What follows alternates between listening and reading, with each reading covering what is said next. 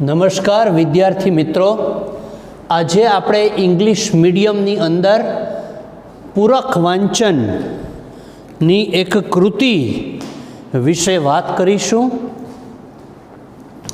યાદ રાખજો કે આ એક અલગ જ પ્રકારની કૃતિ છે, ભારતીય સંસ્કૃતિના જ્યોતિર્ધર। આ છે પૂરક વાંચન। પૂરક વાંચનનો અર્થ થાય છે તમારે રેગ્યુલર અભ્યાસમાં આવતું એક્સ્ટ્રા થોડું વધારાનું વાંચન। આ જે પાઠ છે ભારતીય સંસ્કૃતિના જ્યોતિર્ધર, આવી જે પૂરક વાંચનની કૃતિઓ છે એનો હેતુ એવો હોય છે કે તમે થોડું વાંચતા થાવ, સરળ હોય, સમજાઈ જાય એવા હોય, પણ એનો હેતુ તમે આગળ વધો, તમે ગુજરાતીમાં સારામાં સારું રીડિંગ કરતા થાવ એવી એની ભાવના હોય છે। કુમારપાળ દેસાઈ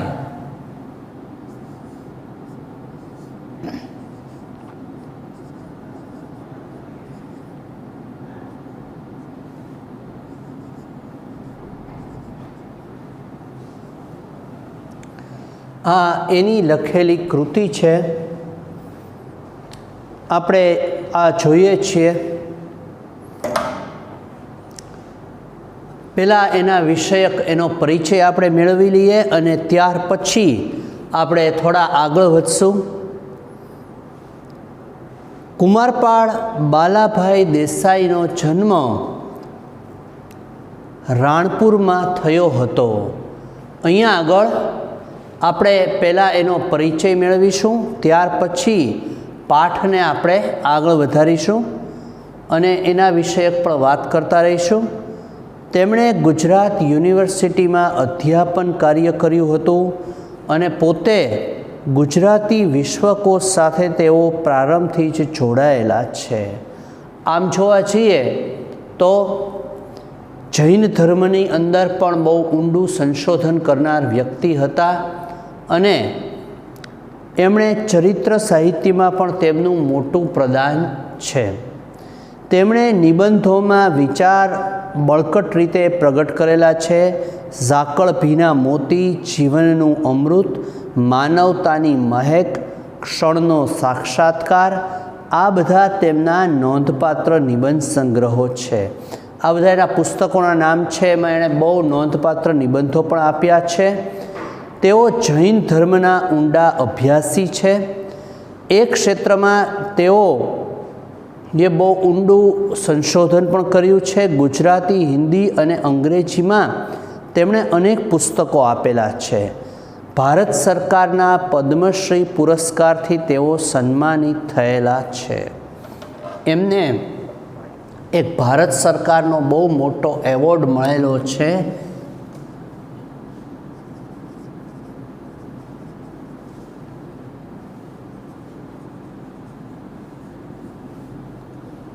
આ ભારત સરકાર દ્વારા અપાતો એક એવોર્ડ છે। તમે પહેલાં આ નોંધ કરી લો, લખતા જાઓ।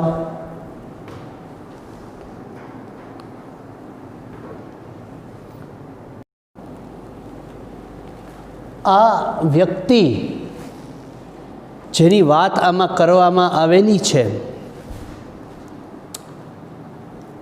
વીરચંદભાઈ નામના વ્યક્તિ, તેના પર જ આ ચરિત્ર નિબંધ લખાયેલો છે। પદ્મશ્રી એવોર્ડ વિજેતા કુમારપાળ દેસાઈ। આ બાબતો પછી પરીક્ષાલક્ષી પણ હોય, તમારે યાદ રાખવાની। બોર્ડ પૂછી શકે, જનરલી નિયમ ન હોય છતાં પણ યાદ રાખો, પૂરક વાંચન બોર્ડની એક્ઝામમાં ન પૂછાય, પરંતુ જે જનરલ ક્યારેક પ્રશ્નો હોય હેતુલક્ષી, એ તમારું ધ્યાન છે કે નહીં એ માટે ઘણી વખત બોર્ડ પૂછી લેતું હોય છે। આમાંથી બોર્ડમાં ન પૂછાતા હોવા છતાં પણ જ્યારે પેપર સ્ટાઇલ અચાનક જ તે ચેન્જ થાય, જાન્યુઆરી ફેબ્રુઆરીમાં ઘણીવાર પરિવર્તનો આવે, જેવી રીતે આપણે આ વર્ષે ઘણીવાર 1-2 વખત થોડા થોડા નિયમો સત્રના પરીક્ષાની તારીખોના બદલાતા રહ્યા હોય એમ આવે તો આપણે આ વિદ્યાર્થીઓ તૈયારીમાં પાછા ન પાડે એ માટે આપણે આ બધી જ સમજણ આપતા રહીએ છીએ. એટલે તમે પણ નોંધ કરતા જજો, યાદ રાખતા જજો આ પૂરક વાંચન. આ ચરિત્ર નિબંધમાં ગુજરાતના પ્રેરણા પુરુષ વીરચંદ ગાંધીના ધર્મભાવના, સંસ્કૃતિ પ્રેમ અને દેશપ્રેમ આલેખાયા છે. અમેરિકા ખાતે યોજાયેલ વિશ્વ ધર્મ પરિષદમાં હિન્દુ ધર્મના પ્રતિનિધિ તરીકે જેમ સ્વામી વિવેકાનંદ ગયા હતા, જેવી રીતે સ્વામી વિવેકાનંદ વિશ્વ ધર્મ પરિષદ શિકાગોમાં યોજાણી એમાં ગયા હતા, એમ જૈન ધર્મના પ્રતિનિધિ તરીકે વીરચંદ ગાંધી પણ ગયા હતા. એ વાતથી ગુજરાતમાં એ ઓછા જાણીતા છે. એમણે અમેરિકામાં જ તેમજ યુરોપના દેશોમાં ભારતીય સંસ્કૃતિ, તત્વજ્ઞાન, જીવન રીતિ વિષયક અનેક વ્યાખ્યાનો આપ્યા છે. દેશભક્તિની તીવ્ર ભાવનાને કારણે સતત કાર્ય અને દરિયાઈ પ્રવાસને લીધે શરીર ઘસાઈ ગયું અને યુવાન વયે એમનું અવસાન થયું. ઘણા બધા પ્રવાસો કર્યા, ઘણી બધી જગ્યાએ ગયા અને ખૂબ નાની ઉંમરે મૃત્યુ થયું. આ બધા એવા વ્યક્તિઓ છે જે વિશ્વ એના સમગ્ર વ્યક્તિત્વથી અપરિચિત રહ્યું. આવી બધી વિભૂતિઓ આપણા દેશમાં થઈ ગઈ. એમના ચરિત્રના અનેક અજાણ્યા પાસા આ નિબંધમાં અસરકારક રીતે નિરૂપાયા છે. આપણો દેશ પરાધીનતાની બેડીઓમાં જકડાયેલો હતો. વર્ષો પહેલાંની વાત છે, જ્યારે અંગ્રેજોનું રાજ હતું ત્યારની. ત્યારે દેશની સ્વાધીનતા અને ભારતીય પ્રજાના આત્મસન્માનને માટે વીરચંદ રાઘવજી ગાંધીએ દેશ વિદેશમાં મહત્ત્વનું કાર્ય કર્યું હતું. ખાલી ભારત દેશમાં જ નહીં, પરંતુ આઝાદી અને આત્મસન્માન બાબતે પણ વીરચંદ રાઘવજી ગાંધીએ ખૂબ મોટું કાર્ય કર્યું. અમેરિકા અને ઇંગ્લેન્ડ જેવા દેશોમાં પોતાના 3 વિદેશ પ્રવાસમાં તેમણે ભારત અને ભારતીય ધર્મો વિશે 650થી વધુ પ્રવચનો પશ્ચિમના લોકો વચ્ચે આપ્યા.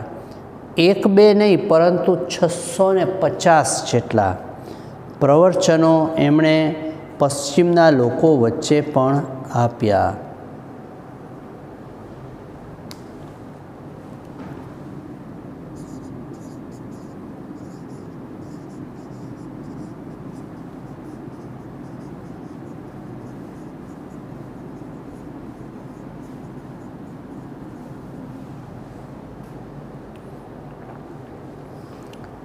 અને આ વ્યક્તિએ એ સમયે વિદેશોમાં કેવી ભારતની છાપ હતી. વાઘ, સાપ અને રાજાઓનો દેશ. અહીંયા આગળ રાજાઓને કારણે આપણો દેશ અનેક વિભાગોમાં વહેંચાયેલો હતો અને સાપ અને વાઘ એનો દેશ, એવી રીતે વિદેશમાં આપણી ઓળખ હતી. પરંતુ આવી ભ્રામક માન્યતા છે એમણે દૂર કરી. ભારતના જે ધર્મો, રૂઢિઓ અને ક્રિયાકાંડોનો ધર્મ છે એવો ખોટો પ્રચાર કરવામાં આવતો હતો. એવું કહેવાતું કે ભારતમાં તો ખોટી રૂઢિઓ છે, ખોટા ધર્મો છે. એ સમયે વીરચંદ ગાંધીએ ભારત અને એની સંસ્કૃતિની ભવ્યતાનો પશ્ચિમને ખ્યાલ આપ્યો કે ભારતમાં ભવ્યતા છે, ભારતની અનેક રીતે શ્રેષ્ઠ એવી સંસ્કૃતિ છે. આ બધી વાતો એમણે કરી. ભારતના પ્રાચીન ગ્રંથો અને તેની વૈચારિક સમૃદ્ધિની હાંસી ઉડાવવામાં આવતી હતી, ત્યારે તેમણે ભારતીય શાસ્ત્ર ગ્રંથોમાં રહેલી વૈચારિક અને આધ્યાત્મિક સમૃદ્ધિની વિદેશમાં સમજ આપી. જ્યારે ભારતના ગ્રંથોની બહુ મજાક ઉડાડવામાં આવતી, વિદેશમાં ભારતને એટલું સન્માનની નજરે નહોતું જોવાતું, એવા સમયે ભારતની વૈચારિક ને આધ્યાત્મિક સમૃદ્ધિની વાત એમણે કરી. વેદોની મહત્તા, ભારતનું મનોવિજ્ઞાન, ભારતીય તત્વજ્ઞાનના ઊંડાણ વિષયક એમણે પ્રવચનો આપ્યા હતા અને સાચી સમજ એમણે ફેલાવી હતી. આવા ભારતીય સંસ્કૃતિના જ્યોતિર્ધર એક વ્યક્તિ હતા શ્રી વીરચંદ રાઘવજી ગાંધીનો જન્મ સૌરાષ્ટ્રની દક્ષિણે આવેલા ભાવનગર શહેરથી 100 કિલોમીટર દૂર આવેલા મહુવા ગામમાં 25/8/1868 એમનો જન્મ થયો હતો.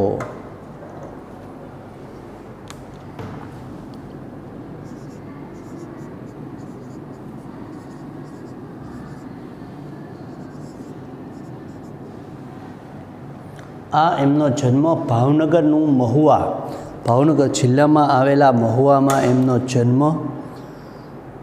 રોજ એમના પિતાજી રાઘવજીભાઈ મહુવામાં સોની કામ કરતા હતા અને બહુ ધર્મમય જીવન ગાળતા. વીરચંદ રાઘવજી ગાંધી વધુ અભ્યાસ માટે ભાવનગર આવ્યા. ત્યાં છાત્રાલયની સગવડ નહીં હોવાથી મહુવાનો ધંધો સમેટીને કેળવણી પ્રિય પિતા રાઘવજીભાઈ અને એના માતા માનબાઈ ભાવનગર આવ્યા. ત્યાં આગળ ભાવનગર આવ્યા તો ત્યાં ભાવનગરમાં બહુ છાત્રાલય એટલે હોસ્ટેલની સુવિધા નહોતી, એટલે આ ને એમ થયું એમના પિતાને કે મારો દીકરો સારી કેળવણી મેળવે, એટલે ત્યાંનો ધંધો બધું વાઇન્ડ અપ કરી ત્યાંથી બધું બંધ કરીને અહીંયા આવ્યા ભાવનગર. મેટ્રિકની પરીક્ષામાં વીરચંદ ગાંધી ગોહિલવાડ રાજ્યમાં પ્રથમ ક્રમે આવ્યા. પહેલાં આવ્યા સમગ્ર ગોહિલવાડમાં, ત્યાંથી પોતે મુંબઈની એલ્ફિન્સ્ટન કોલેજમાંથી 20 વર્ષની ઉંમરે એમણે BAની પદવી મેળવી, એટલે કે આવી મોટી ડિગ્રી પ્રાપ્ત કરી. મુંબઈમાં તેઓ જૈન એસોસિએશન ઓફ ઇન્ડિયાના મંત્રી બન્યા. પોતાની કાર્યકુશળતા, વ્યાપક દૃષ્ટિકોણ અને પ્રગતિશીલ વિચારધારાથી એમણે સંસ્થાને નવો ઘાટ આપ્યો. એમણે જૈન એસોસિએશનના સભ્ય એટલે કે સદસ્ય બનીને ખૂબ સારું કાર્ય કર્યું. એણે બહુ જ અલગ ઘાટ આપ્યો, નવી રીતે તૈયાર કરી. ઈસવીસન 1893ના સપ્ટેમ્બર મહિનામાં અમેરિકામાં 17 દિવસ માટે યોજાયેલી વિશ્વ ધર્મ પરિષદમાં હિન્દુ ધર્મના પ્રતિનિધિ તરીકે જ્યારે સ્વામી વિવેકાનંદ ગયા હતા, તો જૈન ધર્મના પ્રતિનિધિ તરીકે વીરચંદ ગાંધી ગયા હતા. જેટલું યોગદાન હિન્દુ ધર્મમાં સ્વામી વિવેકાનંદનું છે એ સમયે, એટલું જ વીરચંદ ગાંધીનું જૈન ધર્મમાં છે, એવો અહીંયા કહેવાનો ભાવાર્થ છે. ધર્મ પરિષદમાં આ 29 વર્ષના યુવાને પોતાની વિદ્વત્તા અને વાણી પ્રિયતાથી સૌને સ્તબ્ધ કરી દીધા. તેમણે માથે સોનેરી કિનારીવાળી, માથા ઉપર સોનાના કિનારવાળી કાઠિયાવાળી પાઘડી, લાંબો સભ્ભો, ખભે ધોળી શાલ અને પગમાં દેશી આંકડીવાળા પગરખા પહેર્યા હતા. ઊભું ભરાવદાર શરીર, એકદમ વ્યક્તિત્વ એનું કેટલું સુંદર. પગમાં એવા પગરખા, દેશી આંકડિયાવાળા પગરખા, એ અલગ પ્રકારના એવા આવે. એ એનું તેજસ્વી આંખો, હસતો ચહેરો અને શાંત પ્રકૃતિથી વિશ્વ ધર્મ પરિષદની પહેલી હરોળમાં બેઠેલા વીરચંદ ગાંધી જુદો તરી આવતા હતા. બધાથી અલગ એનું પર્સનાલિટી, એનું વ્યક્તિત્વ અલગ લાગતું હતું. એમના ભારતીય પોશાક તરફ સૌનું ધ્યાન ગયું હતું. એણે આખો જે ભારતીય પોશાક પહેર્યો હતો એને કારણે બીજા બધાથી અલગ પડતા હતા અને એક આપણા દેશની સંસ્કૃતિની આગવી ઓળખ પણ એમણે આપી હતી. વિશ્વ ધર્મ પરિષદમાં એમને જૈન દર્શન અને ભારતીય સંસ્કૃતિ વિશે પોતાના વિચારો પ્રભાવક રીતે પ્રગટ કર્યા. ભારતની સંસ્કૃતિ વિશે અને જૈન ધર્મ વિશે આ માણસે ત્યાં પોતાના વિચારો રજૂ કર્યા વિશ્વ ધર્મ પરિષદમાં. ખાસ તો એણે કઈ બાબત ઉપર ધ્યાન આપ્યું?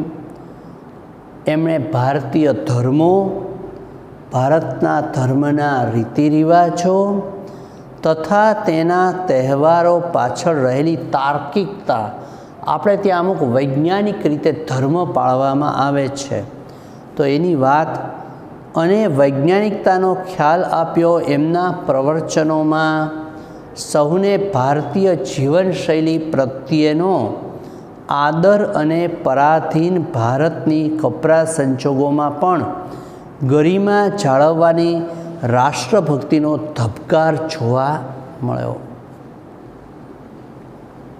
ભારતની શૈલી, ભારતના રિવાજો, ભારતના રિવાજોમાં રહેલું વિજ્ઞાન, તાર્કિકતા, પરફેક્શન, આ બધી જ બાબતો એમણે વિશ્વ ધર્મ પરિષદમાં રજૂ કરી. જે ત્યાંના લોકો જાણતા નહોતા, એને માન પણ નહોતું. તો આ બધો એમણે ખ્યાલ આપ્યો. એના પ્રવચનોમાં આપણે આપણી ગરિમા ખરાબ સંજોગોમાં કેટલી જાળવી એની વાત હતી. અને એવું પણ એમણે કીધું કે તમારે ત્યાં અબ્રાહમ લિંકન થયા છે તો અમારા દેશમાં મહાન વિક્રમાદિત્ય અને સમ્રાટ અશોક થયા છે. એનું પણ એટલું જ મોટું યોગદાન છે જેટલું તમારે અબ્રાહમ લિંકનનું છે, એટલું જ સમ્રાટ અશોક, વિક્રમાદિત્ય વગેરેનું છે. તેમણે કલિકાલ સર્વજ્ઞ હેમચંદ્રાચાર્ય અને શ્રીમદ રાજચંદ્ર જેવી પ્રતિભાઓનો પશ્ચિમને પરિચય આપ્યો. જે આ પણ બહુ મહાન વ્યક્તિ થઈ ગયા, શ્રીમદ રાજચંદ્ર, જેના ઉપર એક નાટક ખૂબ સુંદર ગિનિસ બુકમાં રેકોર્ડ પામે તેવું નાટક છે. લગભગ વર્લ્ડમાં 800થી વધારે શો થઈ ચૂક્યા છે. જોજો તમે લોકો પણ, ખૂબ સુંદર ડ્રામા. તો એમણે હેમચંદ્રાચાર્ય પણ આપણને ખ્યાલ છે કે ગુજરાતી ભાષાની શરૂઆતના પહેલાં કહી શકાય એવા આચાર્ય જૈન ધર્મના થયા. એના વિશે પણ એમણે વાત કરેલી. વીરચંદ ગાંધીએ ભારતની યોગ પ્રણાલી, આપણું યોગ વિજ્ઞાન, 8 અંગો છે જેના, એવું યોગ વિજ્ઞાન, આહાર વિજ્ઞાન, શ્વાસ વિજ્ઞાન જેવા વિષયો પર રસપ્રદ પ્રવચનો આપ્યા.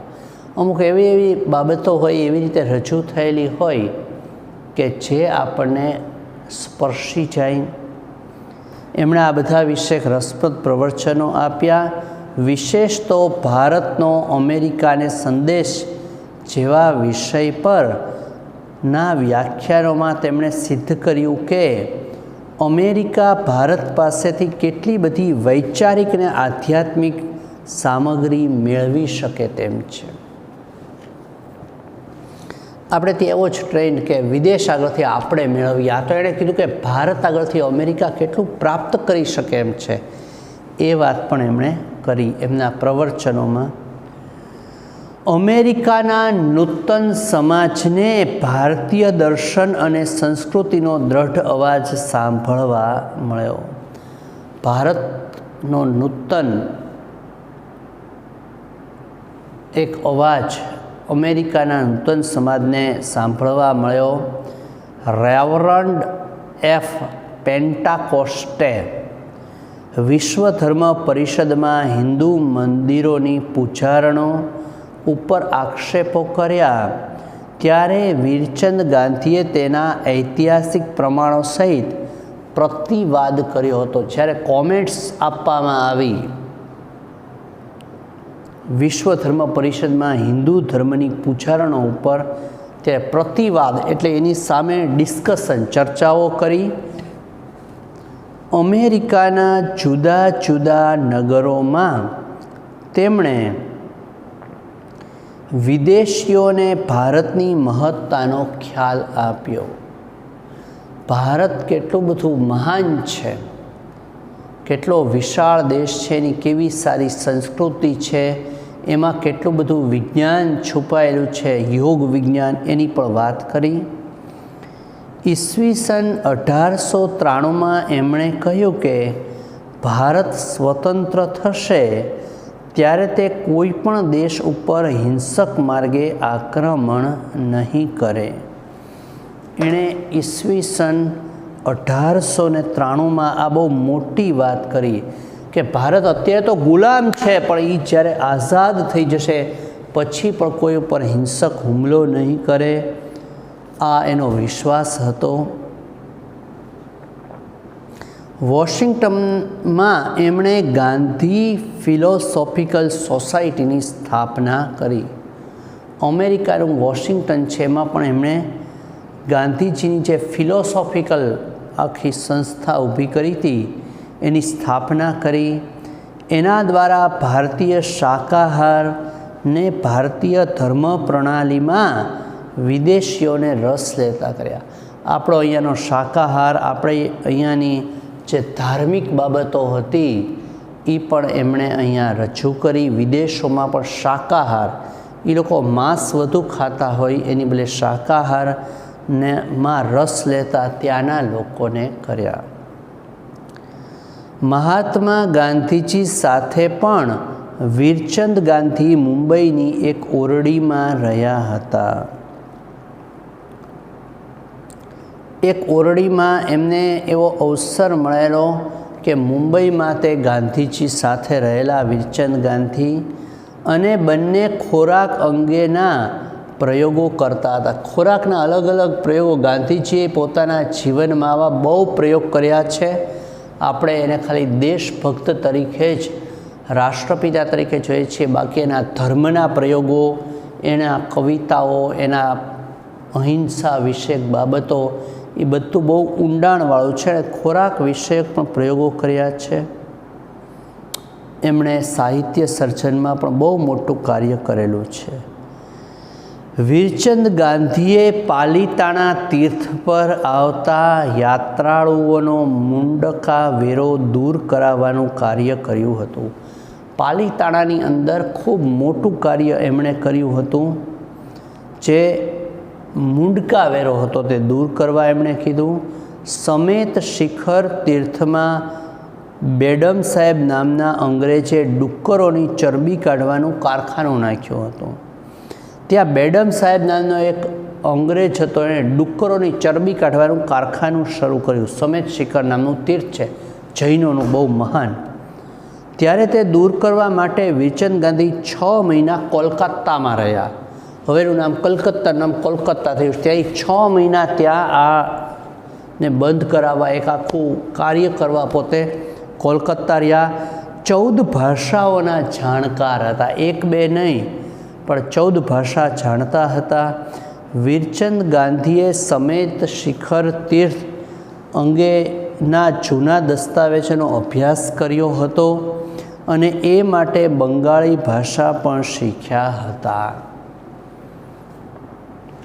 આ 14 ભાષાના જાણકાર હતા.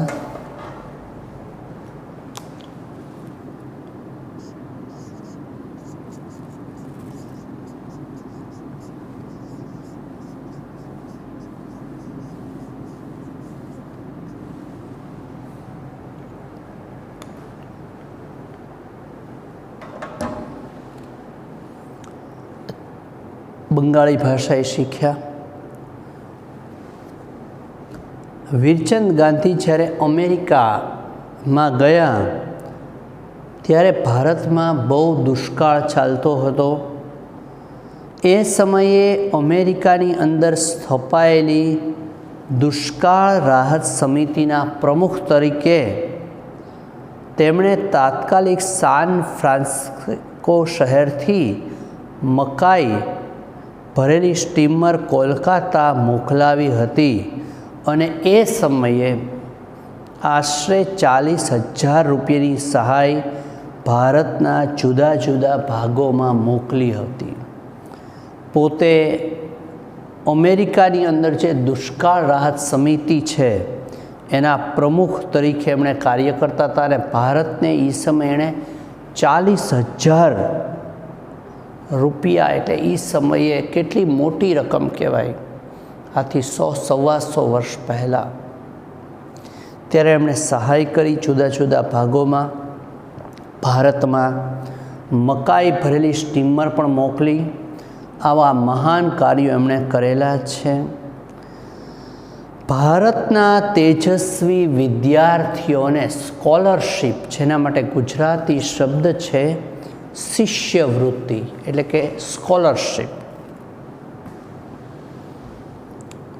આપીને અમેરિકામાં અભ્યાસ કરાવવા માટે તેમણે અમેરિકામાં એક સંસ્થા સ્થાપી હતી. આ જે શિષ્યવૃત્તિ એટલે કે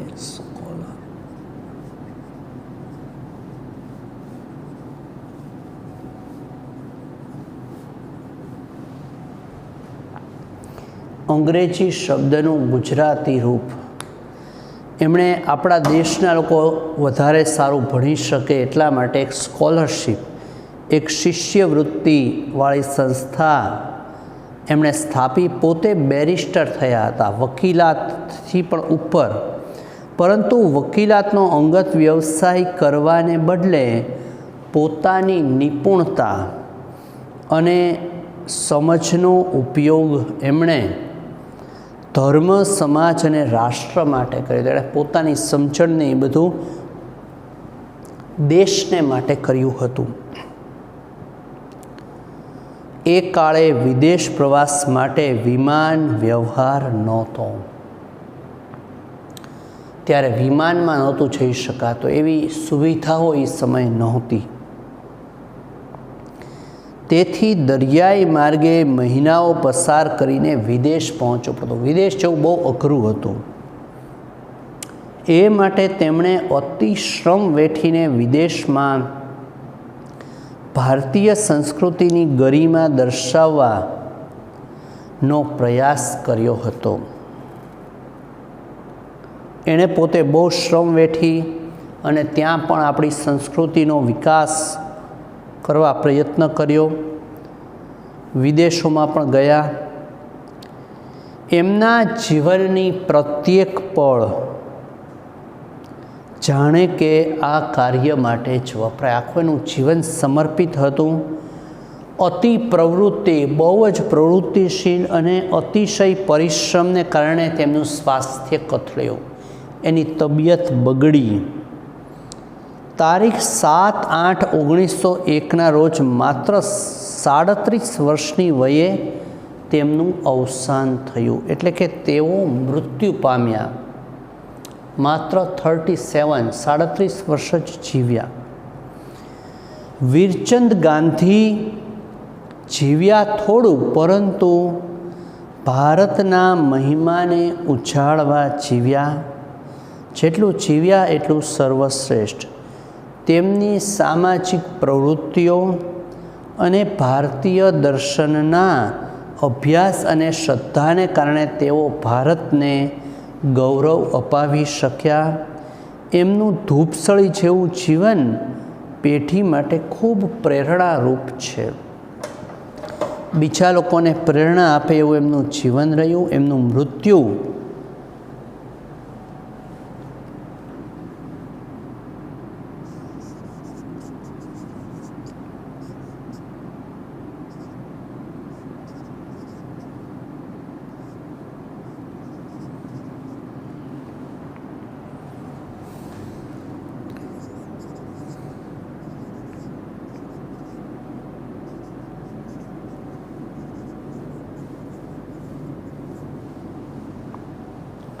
તો આવા વ્યક્તિ આપણા દેશમાં થયા, પરંતુ આપણને કોઈને એનું ખાસ ખ્યાલ નથી.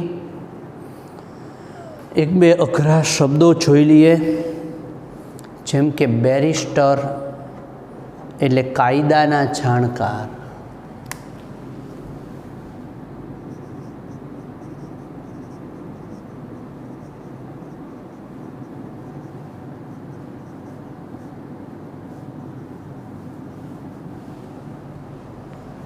બીજું માથાદીઠ લેવાતો કર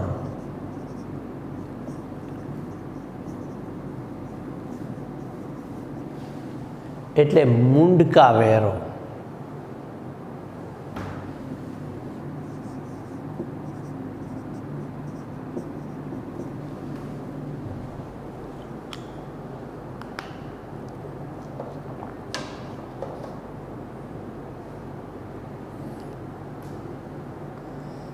બોર્ડ ઉપરનું લખાણ કરી લ્યો પ્લીઝ.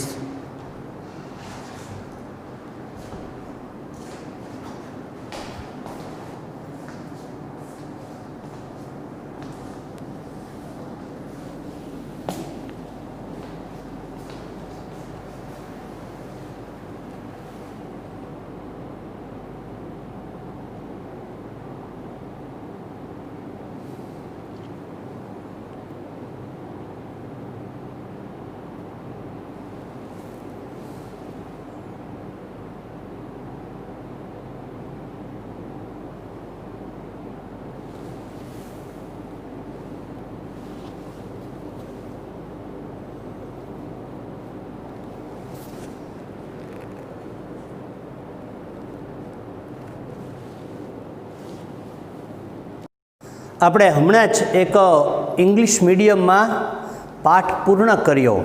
આ પૂરક વાંચન છે ધોરણ 10ની અંદર. પૂરક વાંચન અંગ્રેજી માધ્યમમાં આપણે પહેલો પાઠ છે પૂર્ણ કર્યો. એની પછીના પાઠની આજે આપણે પહેલાં ખાલી બેઝિક વાત કરીએ છીએ, શેને લગતો છે. મારા ખ્યાલથી ઇંગ્લિશ મીડિયમના બાળકોને તો આ બહુ ગમે એવો પાઠ છે, કારણ કે જનરલી આપણા લોકોની અંદર આપણું જે કલ્ચર અત્યારે ઇંગ્લિશ મીડિયમનું અમે જોતા આવ્યા છીએ, એ લોકોને પ્રાણી પક્ષીઓ ઉપર બહુ પ્રેમ હોય છે સામાન્ય રીતે, અને ખાસ કરી અને ડોગી કે મિની આવું કંઈક ને કંઈક આપણે પાળેલું જ હોય છે. કૂતરા, બિલાડી આવા બધા એમણે પાળેલા હોય છે. સસલા વગેરે પણ એમને પ્રિય હોય છે. આવું અમે જોયેલું છે. એટલે એની સાથેની ફ્રેન્ડશીપ, એની સાથેની મિત્રતા બહુ જાણીતી લેખિકાને થઈ ગયેલી, અને એણે જે ઘરની અંદર જ મિયાઉ પાળેલી, અને એની જ વાત છે. નામ છે કૃતિનું અનોખું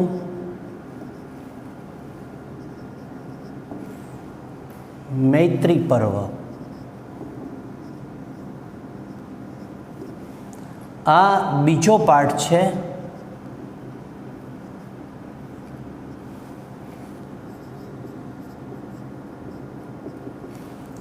એના સર્જક છે હિમાંશી સેલત.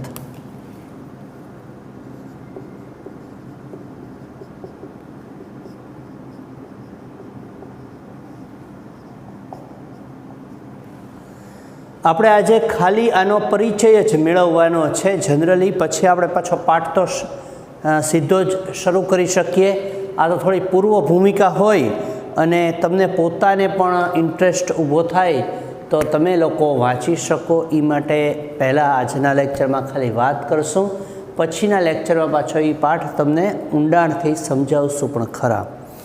હિમાંશી સેલત છે, એમનો જન્મ સુરતમાં થયો હતો. યાદ રાખો, આમાં થોડી અમુક ટેક્સ્ટબુક જેની પાસે જૂની હશે એને આવી પ્રિન્ટિંગની ભૂલ છે. જન્મ સુરત, આ રોંગ છે, કારણ કે સુરત એ શહેરનું નામ છે, અને સુરત એટલે ચહેરો, ફેસ. સુરત તારી રડતી સુરત. હે સુરતમાં ગામને કહે છે કે તારી રડતી એટલે તારો રોતો ચહેરો. આ હિમાંશી સેલતનો જન્મ છે એ સુરતમાં થયો. તેમણે સુરતની જે કોલેજ છે એમાં અંગ્રેજીના વ્યાખ્યાતા તરીકે સેવાઓ આપી હતી. એને 8મો રંગ સપ્તધારા એ એમની બધી નવલકથાઓ છે. એમણે અંતા અલી ગલીમાં સફેદ ટપકા. ફરી વખત કહી દઉં, થોડી આમાં સાઉન્ડની ક્યારેક પ્રોબ્લેમ આવી જતી હોય છે, ક્યારેક નાના એવા હોય તો એમાં આપણે આખો લેક્ચર બગડે એની કરતાં કન્ટિન્યુટીમાં આપણે ફરીવાર થોડી સમજ આપી દઈએ, તમારા માટે પણ બેટર રહે. અંતરાલ, અંધારી ગલીમાં સફેદ ટપકા, એ લોકો, સાંજનો સમય, પંચવાયકા, આ બધા એમની ટૂંકી વાર્તાઓના સંગ્રહો છે. તેમણે મુક્તિ વૃત્તાંત નામની તેમની આત્મકથા આપેલી છે. એની જિંદગી મુક્તિ વૃત્તાંત.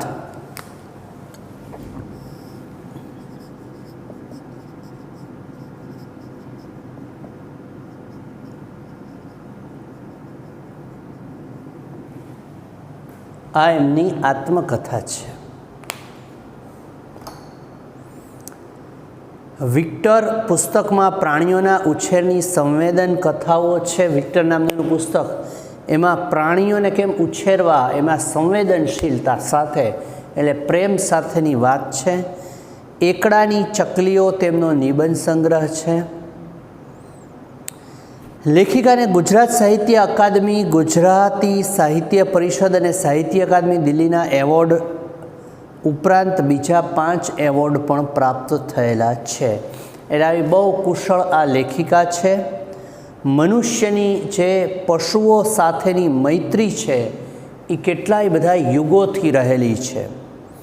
આજે જે આપણે વાત સાવ ભૂલતા જઈએ છીએ. માણસ છે એની પશુઓ સાથેની મૈત્રી તો કેટલાય જન્મોથી છે, એટલે કે ઘણા વર્ષોથી, પણ આપણે આજે એ બધું ભૂલાતું જાય છે.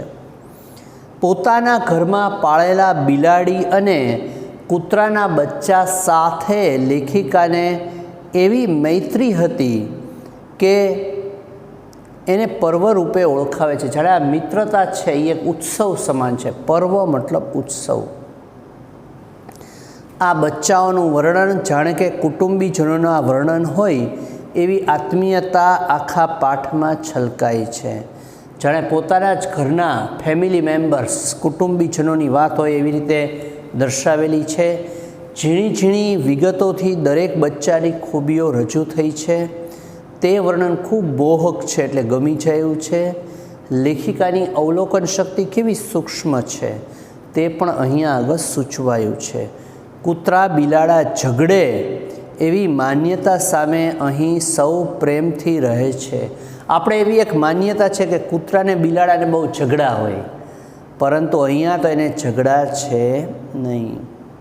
એ લોકો બધા હળીમળીને એક જ ઘરમાં રહે છે, લેખિકાના ઘરમાં. એ વાત પણ અહીંયા રજૂ કરેલી છે. એ નોંધપાત્ર છે. માણસ છે એ ઝઘડતા કોઈ કૂતરા બિલાડાની ઉપમા આપે તો લેખિકાને માઠું લાગે છે કે કૂતરા બિલાડા જેમ બાંધો છે. એના ઘરમાં તો કૂતરા બિલાડા પણ બાંધતા નથી. આ તેમની મૈત્રી કેવી મધુર અને નિકટની છે તે સૂચવે છે. તો આવી રીતે એક સરસ મજાનો પાઠ આપણા છે, એનું ખાલી સ્ટાર્ટિંગ આપણે જોયું, સર્જક પરિચય. આવતા લેક્ચરમાં પાછા આપણે આ જ કૃતિને થોડી વધારે ઊંડાણથી જોશું. આપણે પહેલા પાઠની થોડીક સમજણ આપી હતી ગયા લેક્ચરમાં. પૂરક વાંચન એટલે એક્સ્ટ્રા વાંચન ફરીને સમજાવતો જાઉં છું. તમારી વાંચવાની ક્ષમતા વધે, ઇન્ટરેસ્ટ લેતા થાવ, રસમય રીતે કરો. આમાંથી બોર્ડમાં પ્રશ્નો પૂછાય નહીં એવો તે નિયમ છે. છતાં પણ આપણી સમજદારી, આપણે જે જનરલ બાબતો હોય, જનરલ જે શબ્દોની વિશેષતા હોય એ રીતે પ્રશ્નો આવી શકે. સારરૂપ તો યાદ રાખવાનો જ તે, કારણ કે અમુક વખત સહેલા પાઠો હોય એને કદાચ પેપર સ્ટાઇલ ચેન્જ થાય અને કંઈક એડ થાય. અત્યારે નથી થવાનું, પણ જેવી રીતે આપણે બહુ બધા ફેરફારો થતા રહે છે, કદાચ થાય તો આપણે ત્યારે એકસાથે તૈયારી ખૂબ ઝાઝી ન થઈ જાય એ માટે થોડું થોડું કટકે કટકે વાંચતા રહેવાનું, લખતા રહેવાનું. આમાંથી કાંઈ એવું હોમવર્ક નહીં રહે. જે જનરલ આવી નાની નાની વાતો હોય એ જ રહેશે. થોડા પ્રશ્નો, થોડોક સાર આ કૃતિઓનો તમારે યાદ રાખતા જવાનો. બાકી કાંઈ આમાં યાદ રાખવાની જરૂરિયાત છે નહીં. બરાબર? તોય તે તમે થોડુંક તૈયારી વધારે કરજો અને સારી રીતે દરેક કૃતિનો સાર, એની વિશેષતા અને કોઈ મહત્ત્વની બાબતો, જેમ કે આ